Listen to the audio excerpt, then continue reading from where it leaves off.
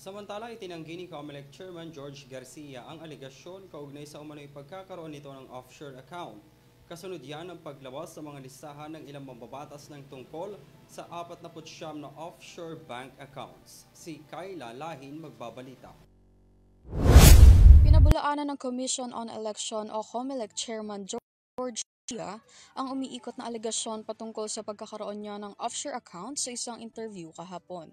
Ito ay matapos maglabas ng pahayag ang Sagip Party List Representative Rodante Marcoleta tungkol sa 49 offshore bank accounts. May kokonekta raw sa isang COMELEC official na nasa $2.1 million na ang naipasok na pera o mahigit 120 million pesos mula sa mga bangko ng South Korea. Ayon pa kay Marcoleta, nakakapagtaka raw na ang 49 accounts na ito ay isang COMELEC official lamang ang tinutunton.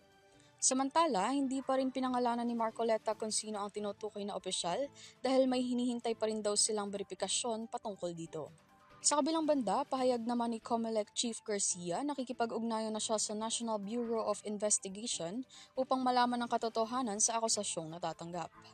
Dagdag pa nito, sa oras na mapatunayang misinformation ang ipinahayag ng kabilang panig, ay hindi malabong mag-file siya ng kaso laban sa mga ito. Para sa EuroTV News, ako si Kay Lahin, sumasaludo sa bawat Pilipino.